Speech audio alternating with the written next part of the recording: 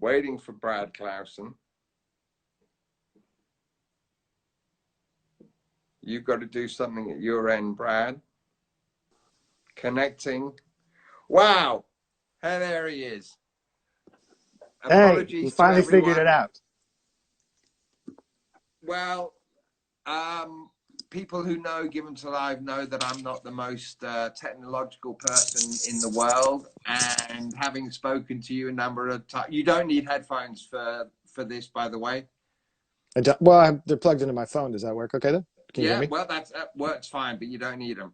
And No. since we spoke earlier, I've managed to drop my glasses and break them. So I'm, You and of do look course like I can't fix them because I can't see without them. you look like you were in a fight. I was with a branch a while ago, but that's not the real reason. I work out in the woods, and I've had numerous times where we have these bushes out here called salmonberries, and they can be as tall as me. And I've had them hit me in the eye, and there's been numerous times where I felt like, oh, I almost just had a stick take my eye out. So it hurts. It, It's no yeah, joke. it is not. No, and I actually had to go to, not that anyone watching is particularly interested, but I had to go to the eye hospital and actually we were chatting earlier about migrants and immigrants and all the sort of kerfuffle that goes on about that. My guy who took great care of me, and it was scary as hell because he stuck a needle in my eye after Oh, anesthetizing it. Yeah, it was awful. He's like fixed it up with a needle and whatnot. so Um, you got to watch a needle coming towards your eyeball? Unfortunately, yes, because I Yeah, couldn't. Yeah, he needed the eye open. Yeah, but yeah. he was from Egypt, and he was amazing and did a great job.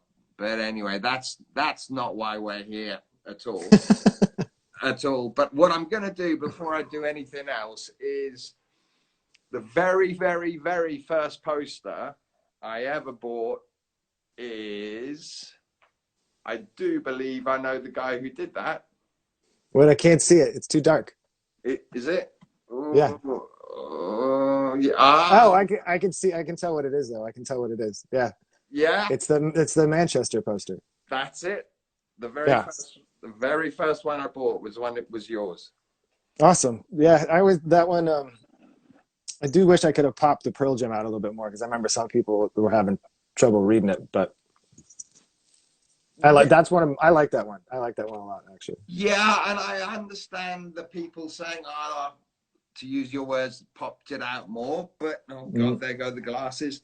Um, but there's something subtle about it that makes it, draws you in and makes you look at it more. And I love the idea. I mean, my idea of it is that obviously it's a swan, but that it's been the environment screwed it with oil.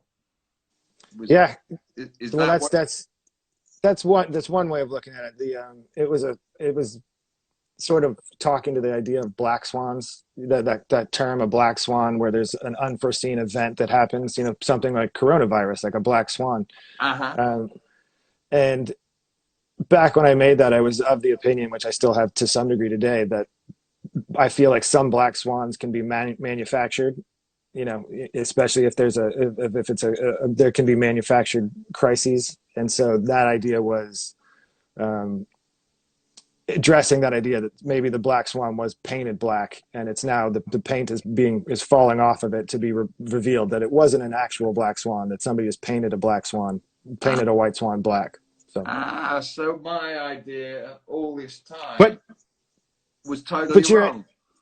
but your idea still is it works. I mean, that's one of the reasons why people like Eddie or singers and lyricists will always talk about how they don't like telling people what the meaning of their lyrics is, because people give meaning to the songs themselves. And so if you come out and say, and some song has some very powerful meaning to you, and it helps you deal with like the loss of a loved one, or whatever the interpretation you have to a song, and then you find out that the singer was just lyrics that just sounded good, it sort of takes the wind out of your feelings for that song. So I can understand why some artists don't want to really tell people Mm-hmm. the meaning behind what their art is, because we all give meaning to it, right? Once you give art to somebody, once you put it out into the public, it's open to interpretation, even though the artist had an intention and had a thing to it. You know, art can't does take on a life of its own. So it is one of those things where it's fun to tell people what stuff means, but then in the same instance,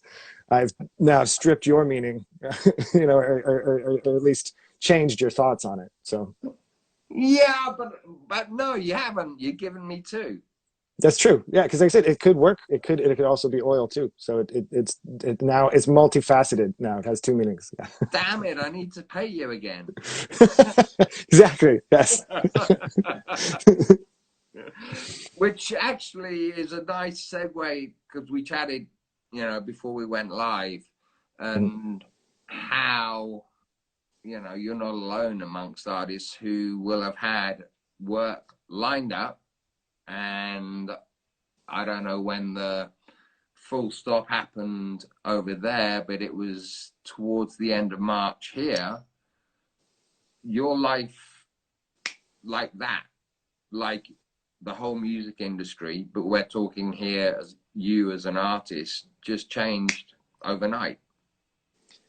Yeah, yeah. It was like I think for a lot of people, it was in the States when Coachella got canceled and South by Southwest got canceled. That's when I went, oh shit! Like this is gonna start happening to all concerts everywhere. And then like then the NBA canceled, and so it was right around the end of February, the very end of February, and it like we were talking about earlier, being freelance every year I just try to get by each year. Like if I can survive and be like, all right, I made it through that year, then that's the success to me. I don't have like a 5 year plan, right? Since I've been doing this for 12 years on my own, it's just get through this year, right? And then see what the next year brings. So every year is always uncertain. There's always uncertainty. You don't know what jobs you're going to get. You don't know how much money you're going to make.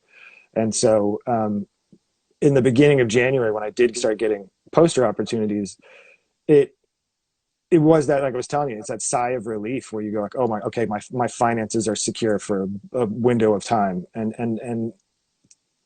you can I had 2020 covered. 2020 was all taken care of, and then um, the rug just gets pulled out from underneath you. And obviously, all those concerts have been postponed, and they'll happen again at some later date. But that's in potentially a year, you know. So not having income for a year is alarming. It's for myself, just as it is for a lot of other people too. But it's like I was telling you too. Like I'm conditioned to not have income, like through being freelance. Like I said, there'll be 2 months, 3 months, 4 months, usually from December to February is the lean that bands don't usually tour a whole lot in the wintertime. Not that they do, but not always. That's usually sort of the period of time where I always have to, come fall, I always have to make sure that I've got enough wolf repellent in the cupboards, you know, for 3 months of winter to keep the wolves at the door at bay.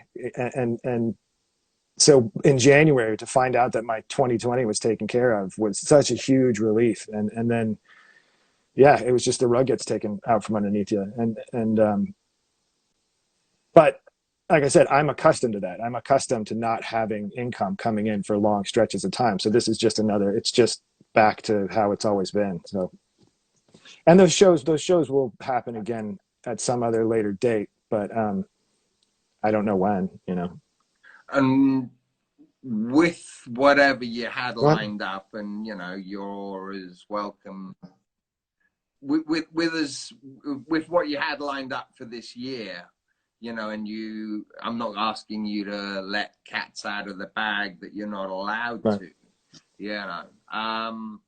How, you know, people are postponing, they're canceling, whatever it is, you know. And I'm sure there's lots of legal reasons why it has to be a cancellation or a postponement and this, that, and the other, you know. With whatever and however many you had lined up for this year, do you envisage getting them all next year, or is there a coin flip on a lot of them, No, or I some think of them?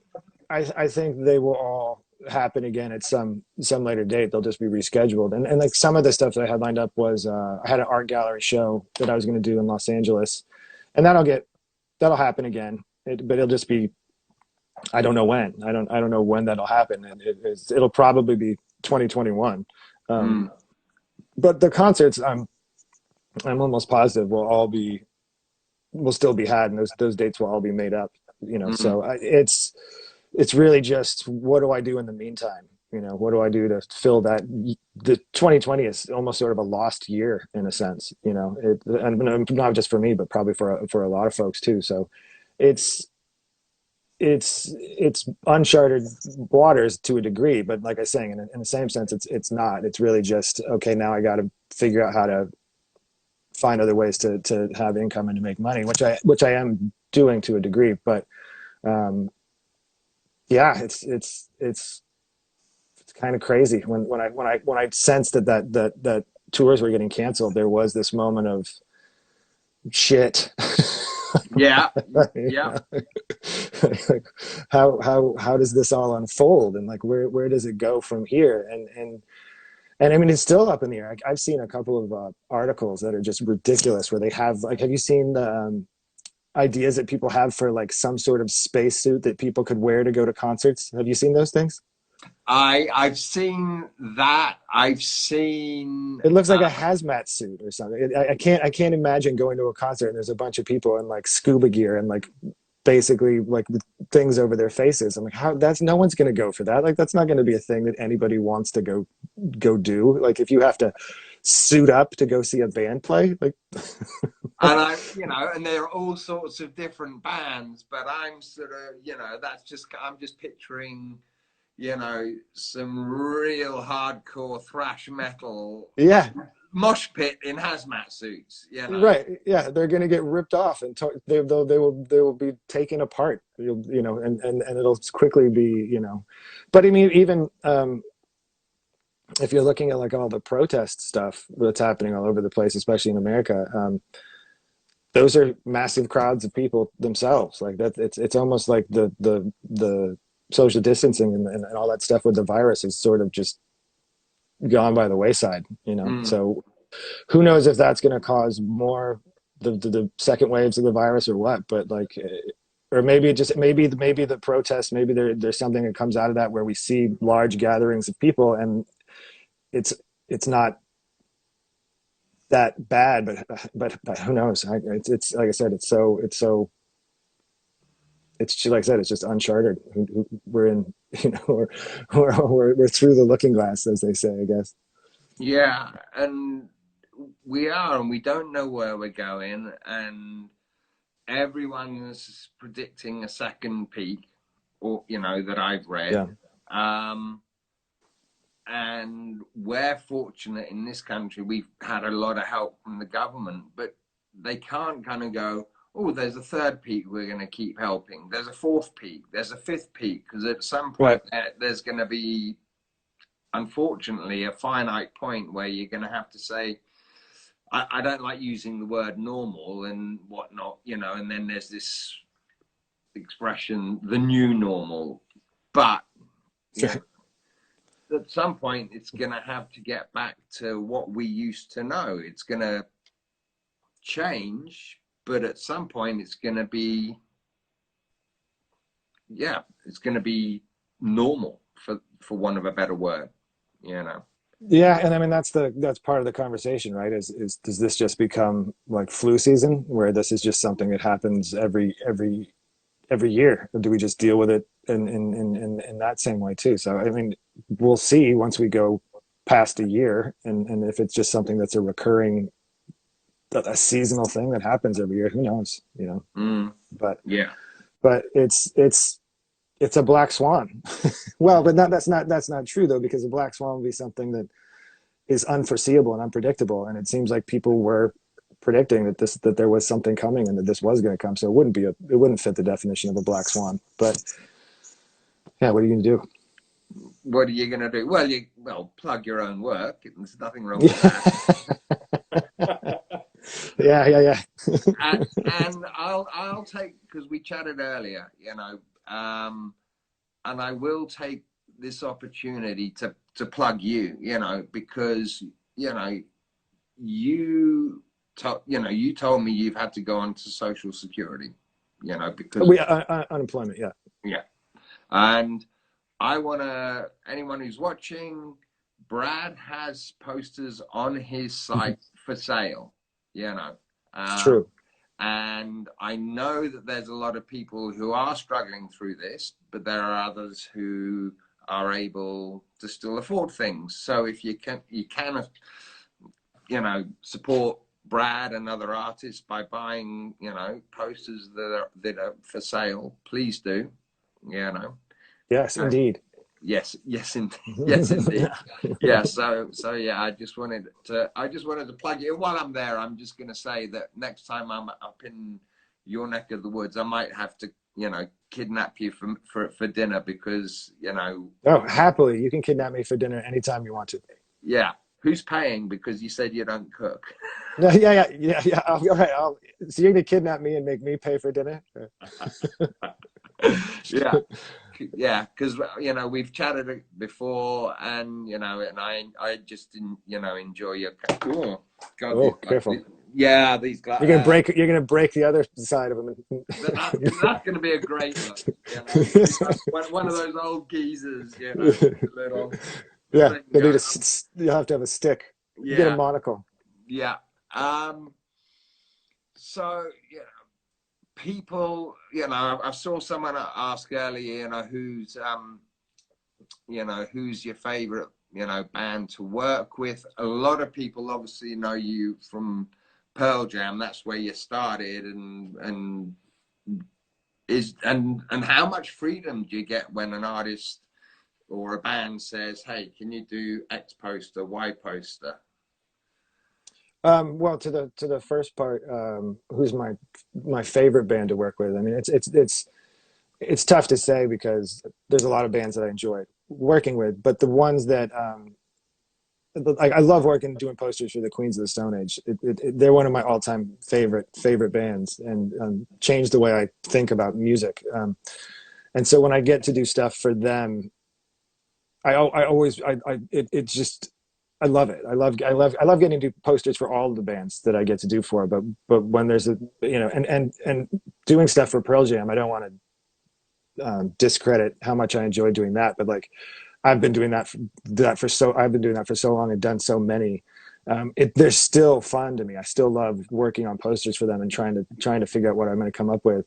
But I just have a soft spot in my heart for the Queens, and every time I get to do something for them, it it makes me super happy. And there's a funny story about that too. Is that I did a poster for their show in Seattle at the Key Arena in December of 2018, which was one of the best shows I've ever been to. It was that night was one of my all-time favorite nights going to see a live band.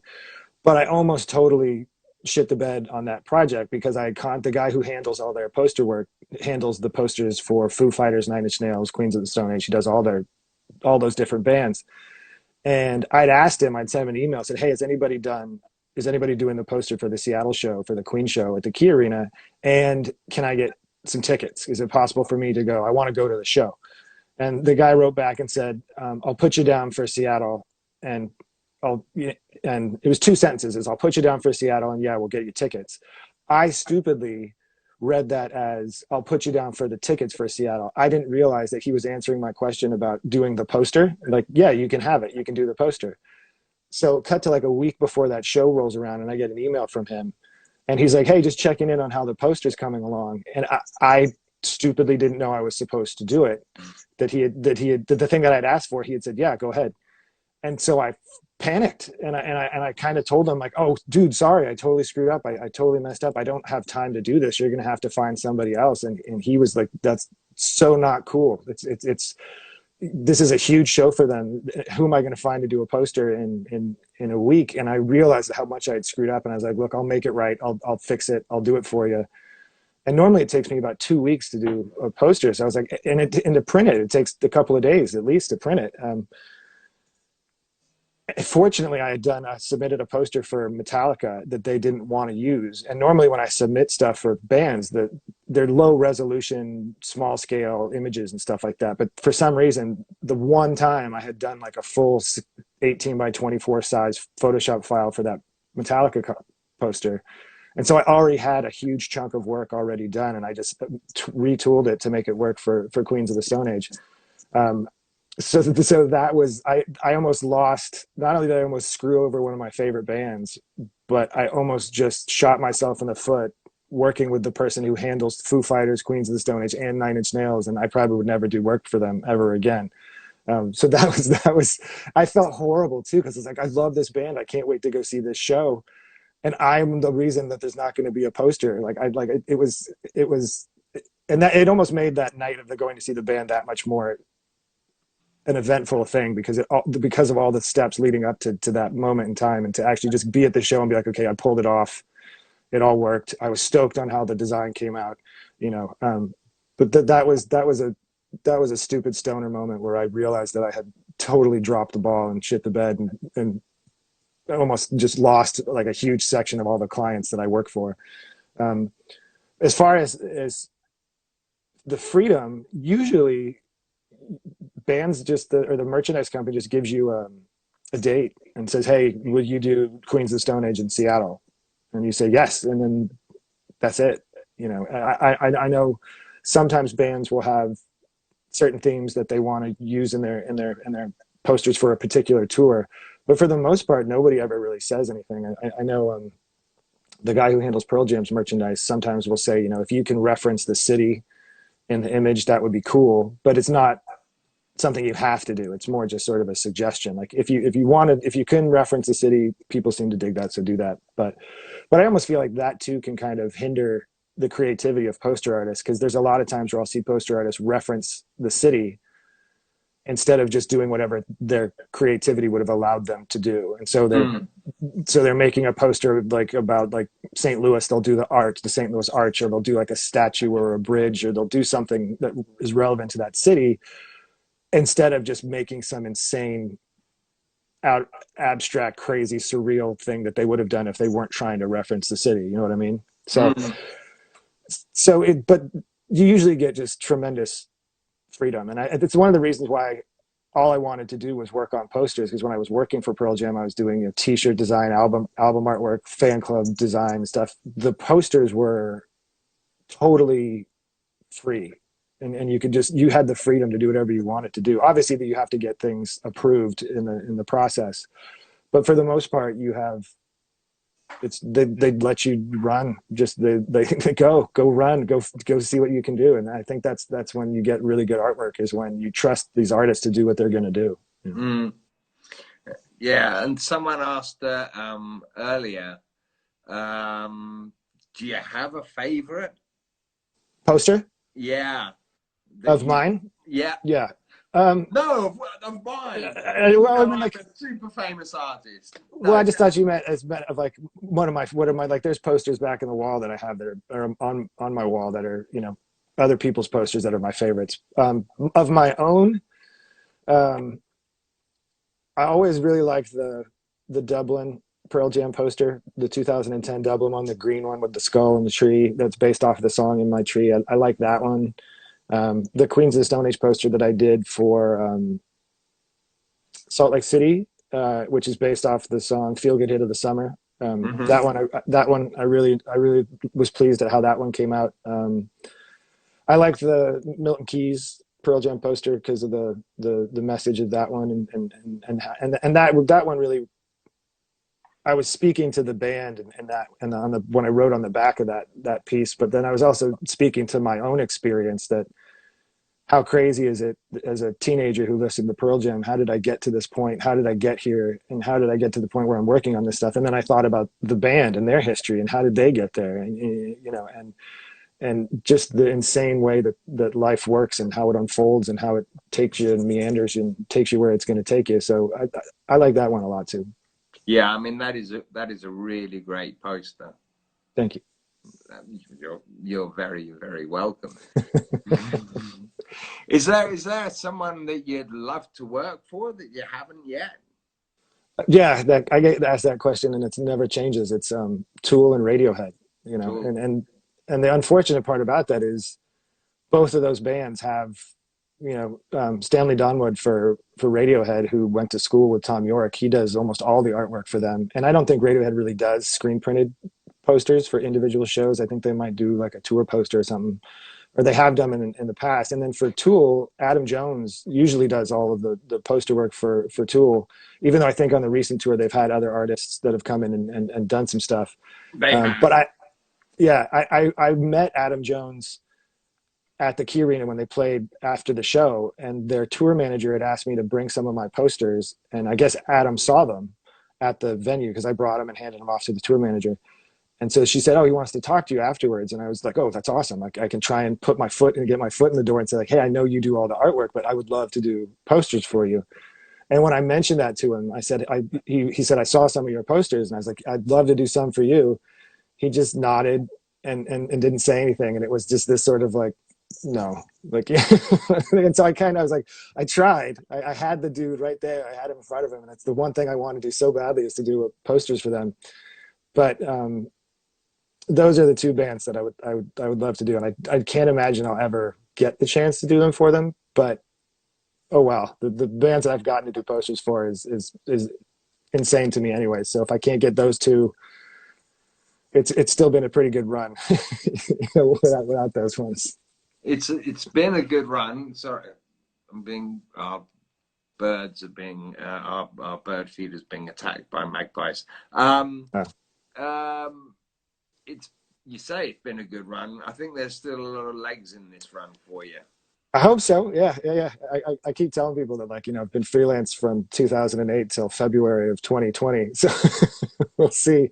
We'll see after this year if the poster world if it continues going, which I'm sure it will. There's always going to be bands and there's always going to be concerts and it's always going to happen. But at the moment, it's difficult to see when the concerts are going to start happening again. So, but yeah, I think I agree. I think there's still some legs. There's still some legs left. And you mentioned back a bit about Pearl Jam and maybe uh, the merch guy. Are you talking about Chris? Yes. Yeah, I have heard from different artists, and get becoming, doing Given to Live, you know, all. Are you still there? Because we got a funky thing going on. Yep, Yeah. you're There. there. Now we're You're back. there. There you go. From I feel, as well as taking people to the shows, I feel very privileged because I've learned a lot about what happens behind the scenes, whether it's the actual, setting up a show. And whereas before I was just, I want to see a band, I want to get my t-shirt, my poster, whatever. Mhm. Everything, and any artist who's worked with Chris has said he is stunning to work for. Stunning. Yeah, Yeah. Yeah. Well, he and I is mean, so on the ball. You know. yeah. No, as far as because usually for posters you get contacted by the merchandise companies, and you know you're not really. Sometimes you get contacted by band's management and that sort of thing, or maybe a record label, but usually it's a merchandise company.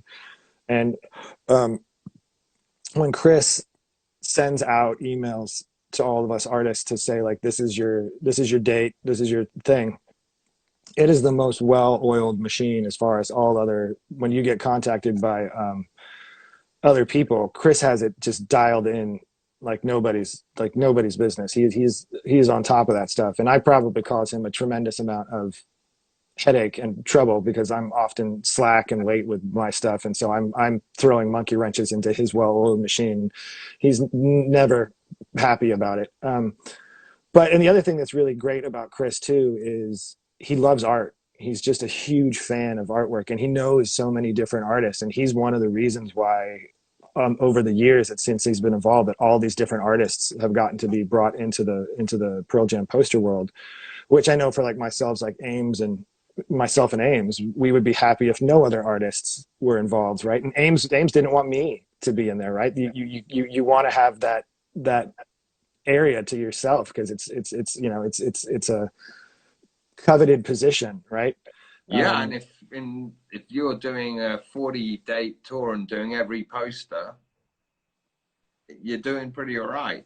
Yeah, well, but then I think about that with the, when Ames used to do that, like just the absolute panic that you would have of like, what are we going to do for this many dates? Maybe you've got 5 ideas for some shows, but after like, if I get like, if I get a Pearl Jam, when a tours would come around and I get 2, 3, 4 dates, I'm stoked for those opportunities, but there is this fear of like, oh shit, what am I going to do? Like maybe I have one good idea for one, but now I got to do 2 more or 3 more. And so that having to be pressed to do concepts, I don't know how Ames Brothers would do it, like in 98 and that stuff in 2000 or when they would do the entire tour. Like I would be terrified I would be stoked, like I said, for the opportunity, but then the actual, like you got to put your money where your mouth is and come up with good concepts for every single one of those dates is a task, is a really difficult task.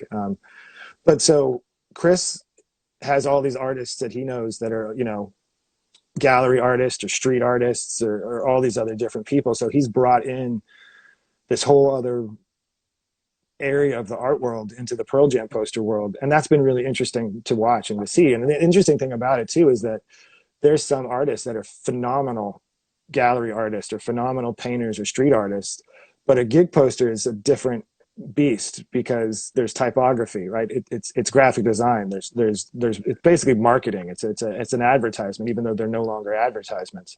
Um, so you'll see these really talented artists come in who just slap type over their amazing painting. You know, they just put Pearl Jam in a font over it, and you realize like, oh, it doesn't matter how great an artist you are. You need to have some basics in graphic design and typography, and none of that, like the hierarchy of typography.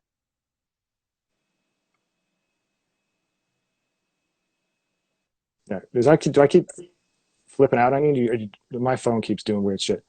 But it's it's one of the things that I've realized that you get intimidated because you'll see this really big name artist is going to be on the tour, and you're like, oh shit, that guy's amazing. How am I going to compete with that? And then you see what they do for a gig poster, and you're sort of underwhelmed by it because the art's good, but the typography and the graph design and the composition is lacking. And so it's been really interesting to see all the people that Chris has brought in, and to see the different ways that people approach gig posters, because that's all I do is gig posters, right? So it's sort of, it's my bread and butter. Not that it's the thing I'm most passionate about. So I'll watch other artists try and dip their toe in this pond and realize that it doesn't matter if you're an amazing illustrator or an amazing painter, you may not be a really good gig poster artist. So it's been cool to see all these different people come in. I mean, I'm yeah, being very flippant here, but all of a sudden, Van Gogh's on the curriculum, Yeah. yeah, but doesn't mean he can do a show poster. Right. And the other thing too that you'll see a lot of the times is an artist might be known for a particular style or a particular set of characters or a particular thing. And instead of making a poster, they get given the nod to do a Pearl Jam poster. And instead of doing an image that relates to the band, they do the same thing that they always do and just slap the word Pearl Jam on it. And you're like, you didn't, that doesn't even have anything to do with the music or the concert or the thing. It's your art and it's what you're known for, but you just put a band name on top of it, you know. And those are always frustrating to me. And the one that I would bring up that I don't feel bad bringing up is Todd McFarlane. When Todd McFarlane did a Pearl Jam poster, I was so excited to find out that he was going to do one because I love the Do the Evolution video, and I'm a huge Todd McFarlane fan. I was a comic book collector, and I collected all of his stuff when he was doing Spider-Man and that stuff. And so for him to do a Pearl Jam poster, I was really looking forward to what he was going to do. And it was just a Spawn cover. He did the Spawn character that he's known to do, but instead of writing Spawn on it, he wrote Pearl Jam. And I remember just thinking, what does that have to do with the band? It doesn't have anything to do with the band at all. That's your character that you've done, you know. And it's an amazing illustration. And I think Max 242, that was when we were doing collaborations. He worked on him with it. And so I'm not trying to disparage.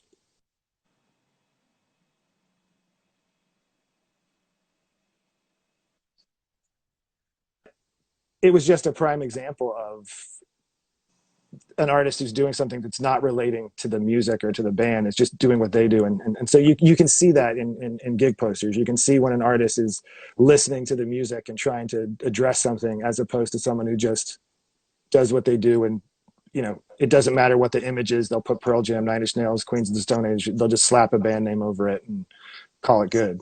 So um, it's an interesting little niche of the art world, the gig poster scene. I've just remembered something what somebody told me once before. Every now and again, I should say who for new joiners who I'm talking to. So, yeah, I'm not a pro on the radio. I'm not the radio, but this is Brad Klausen that I'm chatting with, and you're saying about all the new artists that have been brought in. Are there any that, you mentioned the ones that you're not exactly stoked with, but are there any ones you're kind of like, wow, that's a real great addition? I am always excited and terrified whenever Ken Taylor gets brought in, because Ken Taylor is just such a phenomenal illustrator that yeah. Did you see the Gigaton art prints that Ken did and Ames brother? They reimagined the cover they did prints for him. Did you see those? Yeah, I saw the three.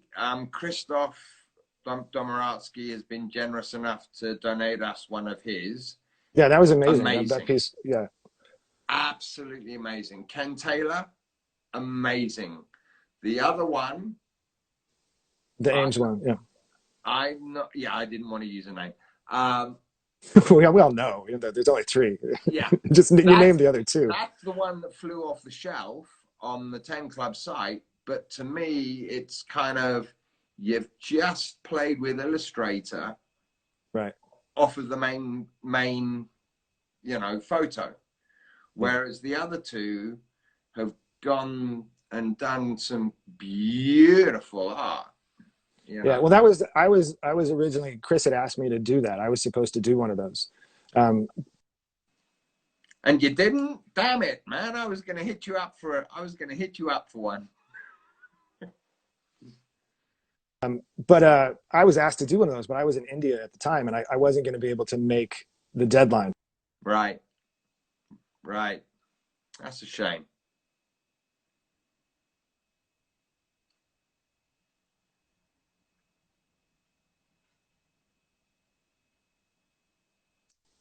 There we go. Do you keep hearing me when I disappeared just then? Do you still hear audio? I don't know. I don't know what happens.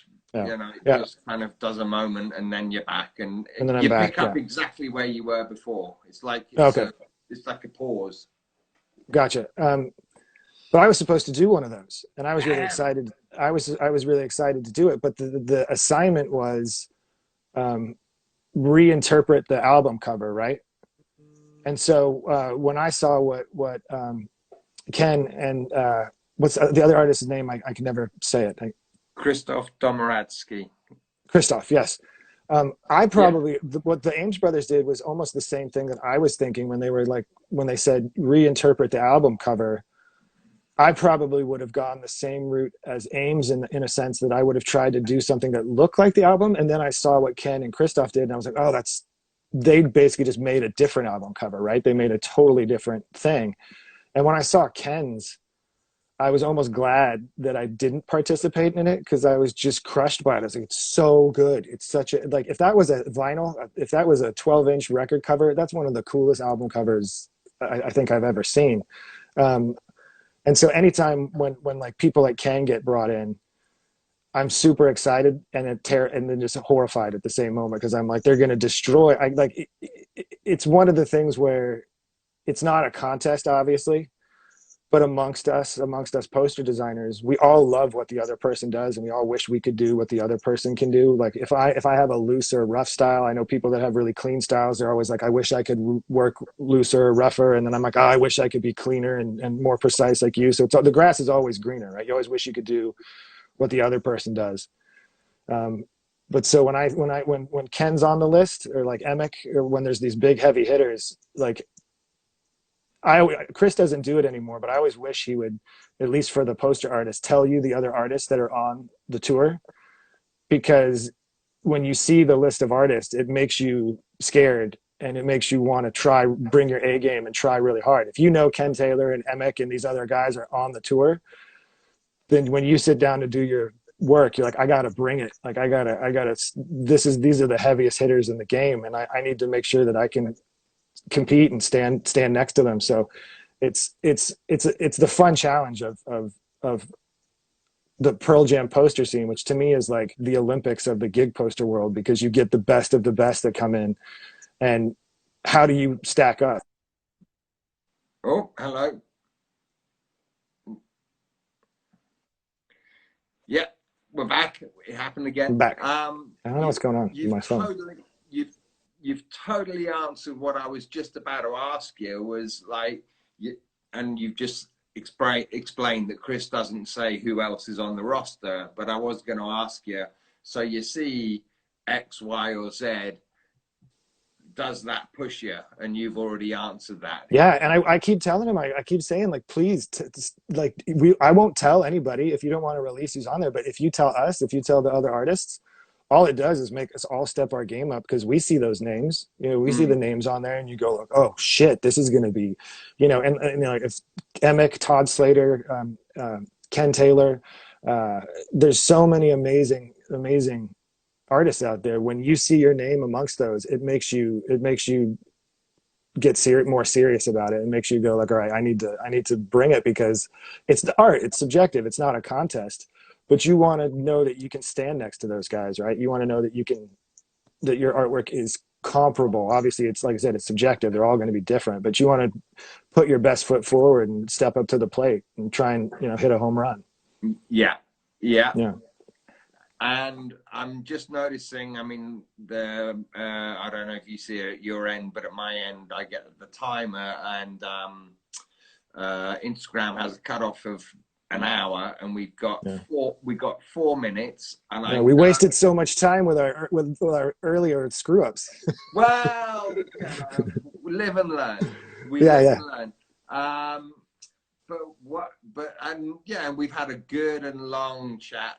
And we did speak about this before, and I don't collect posters. I only buy from shows I've been to, and I've now got to the point of only if I really like them, because it's not so much the cost of the poster, it's the actual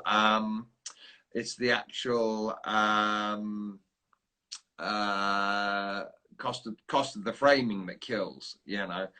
But Oh, framing's a racket. oh man, but I'm still miffed that you didn't get all three of the baseball shows, because it would have been all three. You had two. You had Seattle and Fenway, didn't you? And you didn't have Chicago of the baseball shows. And No. the way you did the tickets for it was, like I said, I'm not a collector, but damn, that should have been in there. I was hoping when I had submitted the two that they would be like, well, you're gonna have to do one for Chicago. And it was like my sort of way of like being like, I've done these first ones, I need to continue all of the shows, but they didn't see it that way. Okay, so we are gonna wrap up. I am kidnapping you next time I'm up in Washington State. Happy to be kidnapped. Excellent. Are you into baseball? Not so much, no, but I'd go to a baseball game with you. That'll be fun. And then Yeah. you I can. like beer. I like sitting and drinking beer, so I'm all for it. Yeah. And apparently they sell cricket, so to eat. So we'll match. Yeah, really. Interesting. Yeah. Yeah. I want to thank you so much. Again, I'm gonna do a little PR for you. You've been really great to us. Donating posters. People, there are posters for sale on Brad's site. He has lost a year's worth of work, so go buy him. As simple as that. Get them. Yeah. And before we go to, thank you so much for everything that you do. All of the philanthropic work and everything that you do for all that stuff is just truly inspiring and wonderful and lovely. And you're a wonderful and lovely human being. And I enjoy everything that you do and chatting with you. And I feel like every time we talk, I say, I'm going to send you more posters, and I always forget. And I think you email me, and I always forget about it. So don't ever feel bad about pestering me and reminding me because, like I said, I was a stoner and almost forgot to do that poster for Queens of the Stone Age. So keep that in mind when you're emailing me that I'm forgetful. I will, because we go back, if we go back in time, there's a bunch of them where you're like, yep, yep, yep, yep, yep, yep, Yeah, yep, yeah, yep, yep, yep, yep. But we know the postal service is currently overloaded. We know yeah. we know But that. I will make a note and send you a bunch of stuff because like I know I say that and then I'm just forgetful. I'm just a space cadet. Nothing personal to you or anything. And like emails come in and I have emails. I like, oh yeah, I got to answer that email. And then someone's like, hey, remember when we talked about this 6 months ago? And I'm like, oh shit, right. You Brad, know. one thing I know about the time that we've been involved, and is you keep to your word. It might take a while, but you It's are true. not, but you keep to your word. We've got 8 seconds left. You keep. So this is my set list for Pearl Jam Live, Sunday, April 19th. Not in any order except the opener and my wish for a closing song. So my opener, I want it to be Dance of the Clairvoyants, 2 Porch, 3 Lucan, 4 Can't Deny Me, 5 Mind Your Manners, 6 Daughter,